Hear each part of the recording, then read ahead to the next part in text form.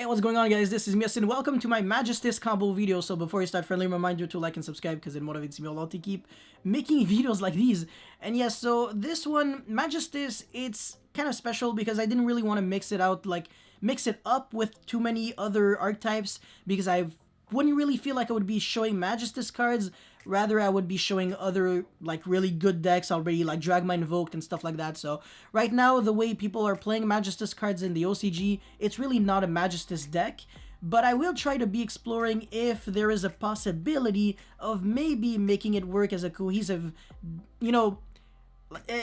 deck that works on its own just with a bunch of Dragma cards on top of that. So if you just have the Water Guy and any other spellcaster, basically, look at what you can do. So now I'm going to equip it with the Link one, and while, hard once per turn, while the Link one is equipped to a monster, or I guess, any monster, basically, you can search a Magistus monster from your deck to your hand, so it's alright, it's not broken. This is the only one that special summons itself from the hand, like, proactively. The other ones are just not really...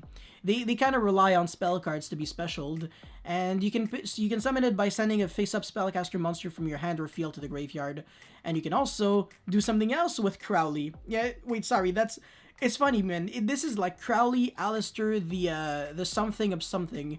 It's like a spellbook, witchcrafter, prophecy, invoked, whatever, and you can actually change its attributes, so that's cute. It was designed to kind of work with Alistair a little bit. I guess not, because nobody's really playing this with with Invoked. But yeah, you can transform it into a water monster, and you already had a water, so now you can make Bahamut Shark, summon a Toad, and now up until now, the thing that you might be thinking would be, okay, yeah, sure, that's a cute 2-card combo. All it really does is just make Toad, and that's it. Well, it actually snowballs, and you're going to see this soon enough. So if you can just negate something with Toad, and your Bahamut Shark stays on the field, look at what you can do. Even if Bahamut Shark doesn't even stay on the field, it doesn't really change that much.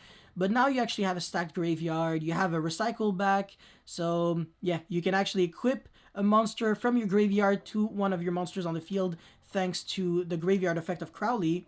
And now the monster that we actually have is the Fire Monster, which is another one of those really good backup follow-up cards. So now we can equip it with either the Fusion or the Synchro or the Xyz, technically. The Xyz is kind of like an MST. The Fusion is an Axe of Despair, and the Synchro, it's not a Neospatian Grand Mole because it destroys, sorry, it doesn't bounce back. But yeah, it's kind of similar to that. And yeah, now we have just a bunch of cards out of nowhere, and we just started with 2 cards. So you can see how the card advantage is kind of... It's exponentially more intense because you can play a lot of utility cards like hand traps, floodgates, and stuff like that. So yeah, and also you get to steal the card with Toad, and you can draw your card for turn. So this was just all with 2 cards.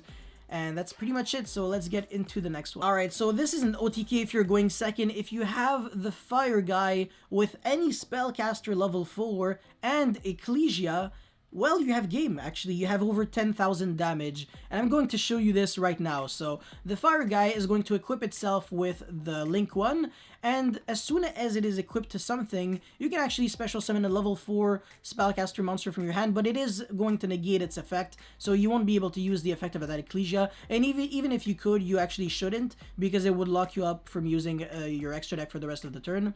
And now the Link 1 Magistus allows you to search for another Magistus monster, which we won't use, but it's a good follow-up to have. So now we're actually going to make a card that you haven't seen since 2015, 2016, Trapeze Magician. This card was played in Perform Mage, Performapal, Pepe, or MM, and yeah, that's pretty nasty, because it will allow one of your spellcasters to attack twice. And now that you have a monster summoned from the extra deck, Ecclesia can be summoned, and we'll search Fleur de Lis. And now we can, summon it. And technically, we have, what, 4k plus 20, 65 on board? No.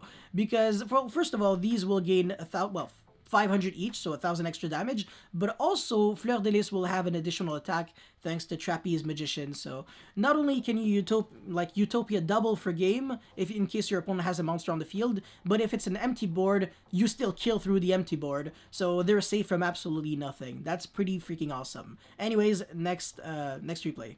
Next combo. Alright, this is interesting if you have Madame Vert. Really, Yona.